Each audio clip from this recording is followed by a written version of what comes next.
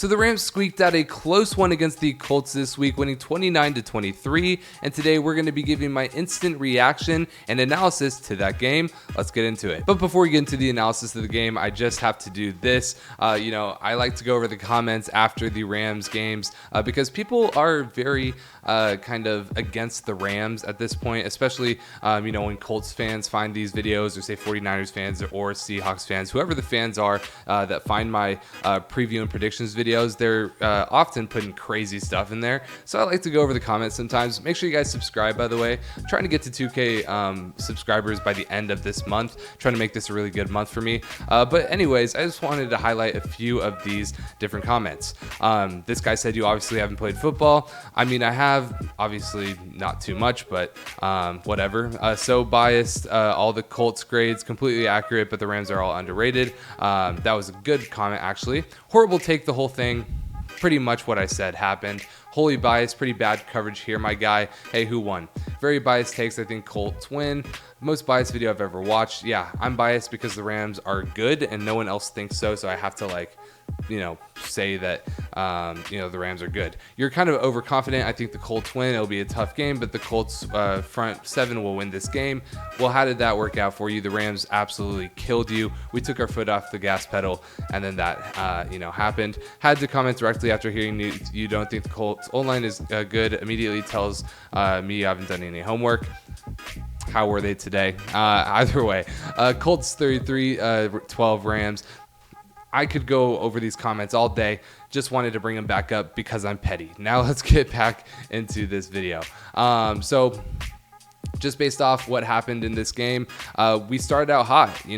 Matthew Stafford threw for 319 yards. He wouldn't have had to throw for this much if we kind of kept it on the gas pedal. Now, the good thing is we did run a lot. We ran 25 times with Kyren Williams, and we actually gave him a little bit of breathing room with Ronnie Rivers, and they both ran very well.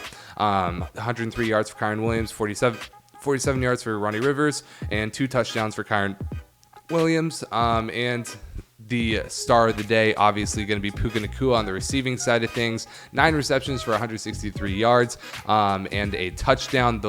His first touchdown of the year coming on the game winner at the end of the game, which was solid to see. Now, he only had 10 targets, but he caught 9 of them, so he's making do with what he gets. And he also had 163 yards. He now has, and we'll talk about this in a second, records for yards receiving and receptions. And he actually is the reception leader, but I'll talk about that in a second. But Tyler Higbee had a lot of good catches today too. He had a lot of targets, but he had 5 catches for 64 yards, which is efficient in my eyes.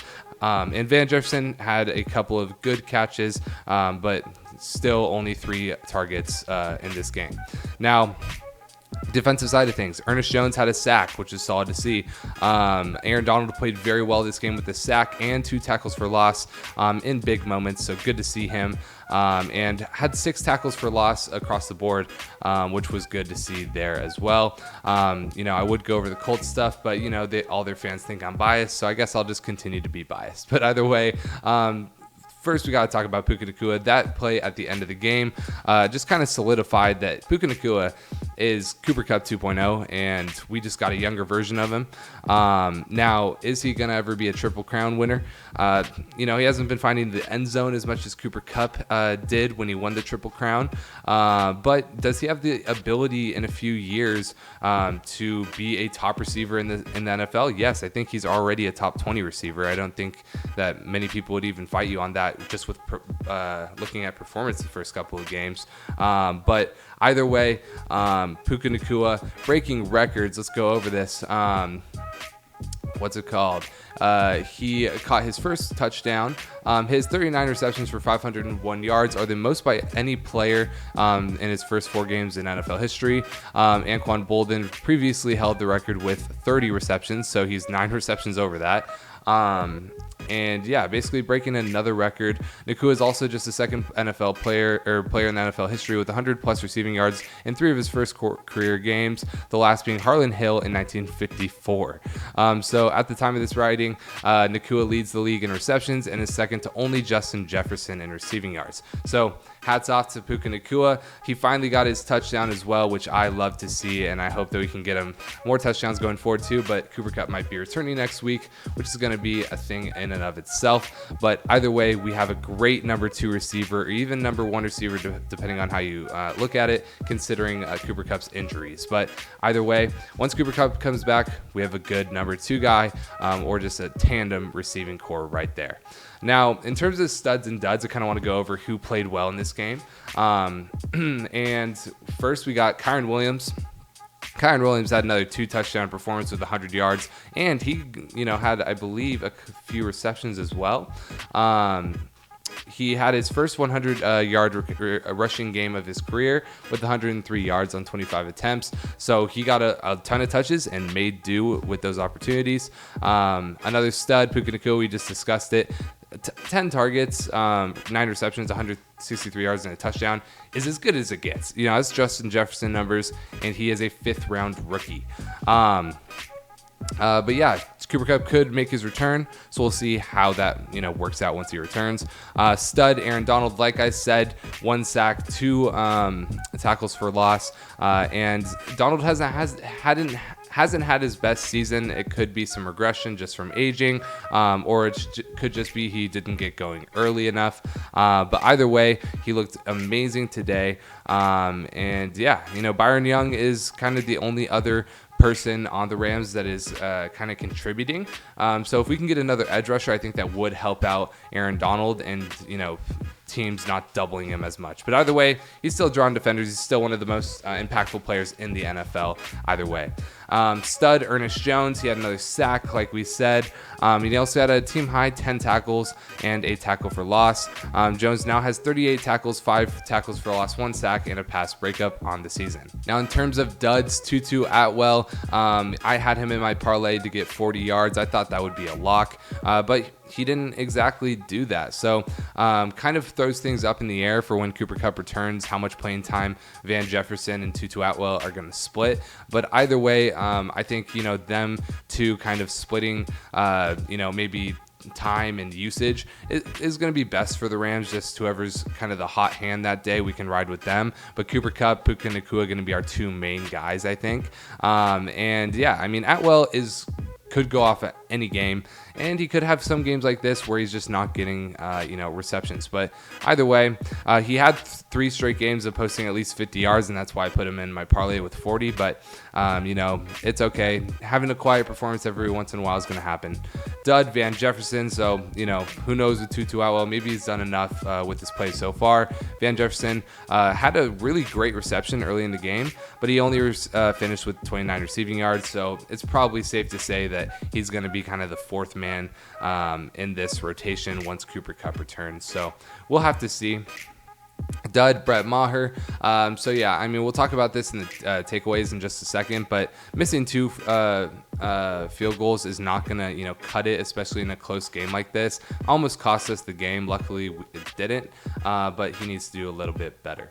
Now, in terms of takeaways, we're gonna come here to the Rams Wire. 6 takeaways. The first one, Brett Maher, like I just said, this could have been very costly. He needs to be better in that 40 to 50 yard range. He's got a great leg, but missing 2 field goals even if it's out of 5, just not going to be good enough. If you miss 1, that happens. 2, we need to clean that up. But either way, Sean McVay got too conservative too early. Now, this is one thing I want to say. I made a video last week kind of criticizing Sean McVay. I think that he did very well in responding and running the ball like we said. If we did that last week, I think we get that win against the Bengals. However, we didn't do it. We have to move on. But I think, he kind of responded. He was like, okay, I should have ran the ball more. And he got the run game going. However, in just situations, McVay needs to be a little bit more ballsy, I think. just because you're up so much doesn't mean that they can't come back just like they did today. So definitely, you know, some work to be had, but I'm okay with what he did. The Rams finally give Kyren Williams some relief. So yeah, I mean, Kyren Williams did have 25, you know, carries. That's a ton for a running back. But Ronnie Rivers did carry it 9 times, so kind of splitting that backfield a little bit more, which I like to see as well. You know, with about 33% of the usage. Matthew Stafford showed a ton of toughness in the second half. Actually 25% usage, sorry guys. But yeah, I mean, Stafford injured his hip in the second half, and you know, they were up, you know, he could have went out, but he didn't. And you know, even though the offense was kind of very stale, he still showed up when it mattered most, especially on that game-winning drive in overtime. So it's all signs point to Matthew Stafford is playing next week against the Eagles, and we're going to need him if we want to have a chance. But either way, you know, showed a ton of toughness and showed that he's still super clutch. The offensive line played great. So last week, I wish we would have just moved Joseph Noteboom, and you guys know that I like Kevin Dotson. He is really good at pass protection. And we finally started him at right guard, which I love to see. You know, Zach Thomas just isn't ready to start at left tackle. And Joseph Noteboom has, you know, we're paying him. You know, we're paying him pretty good, so we should use him at left tackle. I liked Kevin Dotson. I thought that he should honestly start above Joseph Noteboom at right guard. But here we are, and they did well. And finally, the Rams need to be better about limiting big plays. If it weren't for big plays, you know, this game wouldn't even be close. You know, big plays get teams riled up, and that, you know, allows them to compound on their success, and that's what happened today. Luckily, you know, we staved them off, and we didn't give them a chance to respond in overtime, and we won. But, you know, we just got to be better about limiting those big plays. But either way, that's what I'm going to be, you know, saying about today's video. I don't really have anything else I want to talk about. So if you guys did enjoy the video, make sure you guys leave a like and subscribe, and I'll see you guys in the next video. Peace.